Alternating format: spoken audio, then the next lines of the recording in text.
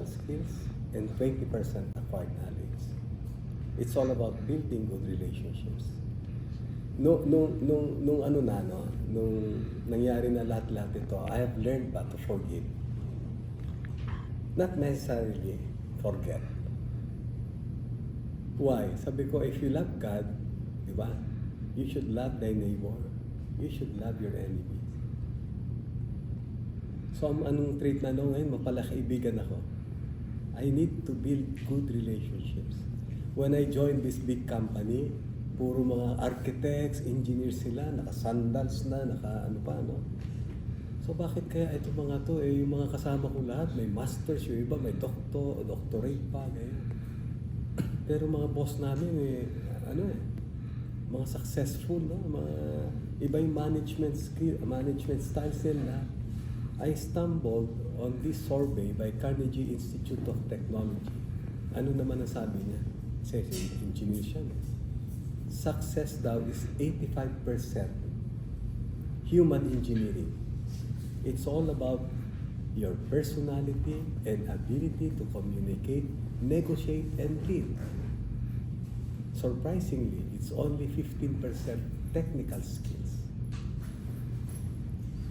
So yun yung ano, you should be friendly, you should be ano. Ang tawag nga sa ito sa Ariel, party animal to. Animal lover, not party animal. Connect natin, sir. CJ, tanong ko lang, so far, ano pa yung mga travels nyo recently na bukod sa inyo for education? Traveling ba kayo more on leisure or more on diplomatic ano rin po ba? Or may kinalaman pa rin po ba sa work nyo? Alam mo yung, ano pa, kiulit na yung question.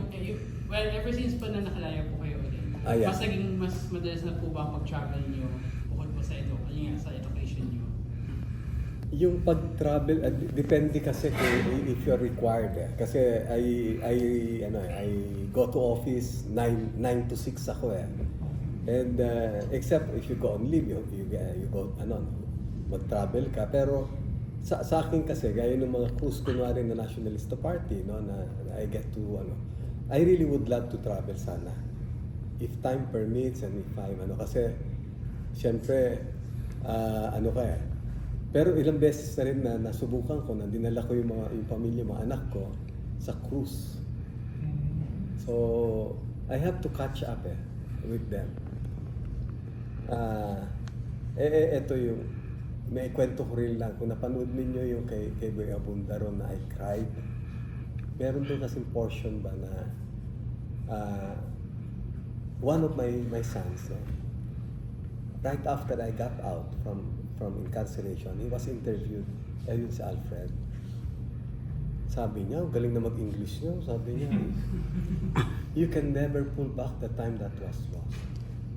I was growing up as a teenager when my dad was in jail. And those years mattered most because I needed him. Nung nakita ko si Pong, yung wife ko, umiiyak.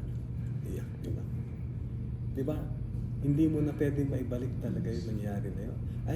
I wasn't able to attend once in a lifetime events of my children. Graduation, first communion, father and son nights. Maano talaga, no? Na how I wish I can really pull back the time. Pero siguro we were destined to be ayan, yun ang plano ni Lord para sa atin, no? But ngayon, ewan ko kasi sabi ko, nung finally I was able to catch up with them, sabi nga daw ni Boy, Manong, alam mo ba na mahal ka ng mga anak mo? Sarap na pakiramdam ko. mahal ka ng mga anak mo. Yeah. Sir, what was on that particular note, sir, sa family niya, what was the particular point that you parang realized na I should prioritize my family now? When was that time? When I was jailed, ano na, no, would you believe nung ano na, right after I got out, we underwent pa a family retreat. My children, they were asked, all of us were asked, what were your darkest moments, happiest moments? So inuna muna sila. Yung my second to the youngest son, nung binasa niya yung ano niya, darkest moments, sabi niya, when our dad was out there in the field, because we don't know when he will come back alive or dead in a casket. Happiest moments, when our dad was in jail, because anytime we wanted to see him, he was there. Alam mo, parang ano ako parang hindi ko maano kasi yung sinulat ko, magkaiba kami. Brad, sabi ng moderator, Brad, can you please read what you wrote? Sabi ko, happiest moments. When I was out there in the field, hugging the limelight, always in the news. I thought what I was doing then was for my family, for my... It turned out self-realization mo I was so selfish. No? It was all for my personal aggrandizement. So nung darkest moments when I was in jail, when my freedom was curtailed.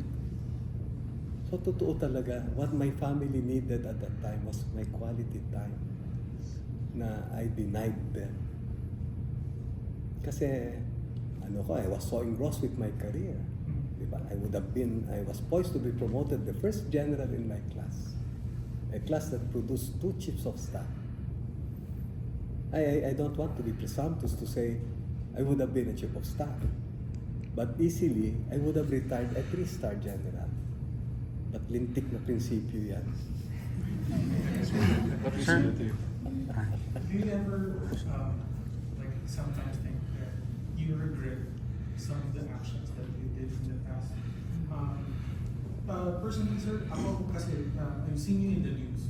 And really yung parang unang impression ko sa inyo back then, when you were in the news, was I actually fear you as a person.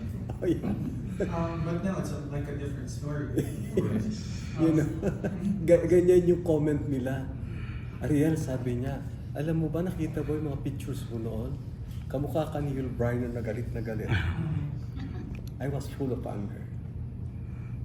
Pero makita mo ngayon, I'm all smile kasi I'm at peace with myself, my family, and our God. I have forgiven all those who have wronged me. And I'm even thankful to all my detractors for bringing out the best in me. Nabago na. Mukha na akong nakaka-smile na ako. Masyado na pala kaibigan. Kasi sawa-sawa na ako sa gere. Sawa-sawa na ako sa... I've been through a lot. Now, I'm going to first, if you're in the government, you're also going to be formulating laws. And that probably would still make you spend a lot of time in learning doing that. Of course, because either if you're in the higher or lower representatives office, you have to do that. Yes, of course. That's the reason why I'm going around, trying to consult people, trying to find out their different concerns. No? But I have one in mind na sabi ko it's close to ano naman. No? Sabi ko, kung kunwari palarin tayo, Magna Carta for women. Why? Kasi I've seen how my wife suffered, how the wives of my men who were killed in action or who were disabled pa. So, yun ang probably unahin ko na And then ang sunod siguro dahil nakita ko rin na yung kultura natin, di ba, yung tumataguyod sa family, yung panganay na anak. Yes. Yun, dapat lahat ng panganay na anak Scholars. Scholars sila. Di ba ang daming scholars ngayon? Si mayor may scholar, si congressman may scholar, si senator may scholar, ang dami scholars. Eh bakit hindi na lang natin din para sigurado tayo na yung pera ng gobyerno, pera ng taong bayan, mapupunta talaga sa magandang patutunguhan. Gawin lahat scholar, yung panganay. Test the scholar, pedaling. Di ba? And then kung papayagan pa rin nila, naisip ko dahil senior citizen na ako free hospitalization din for seniors, no? And the rest, doon na natin tutukan sa modernization ng armed forces, modernization ng men in uniform. When you say modernization, you're talking about modernizing even their salaries, their mga ibang housing, for example, everything from equipage to their morale, no? Sir, aside from that, medyo politics now is very parang stressful for normal Filipino. In a normal Filipino household, people just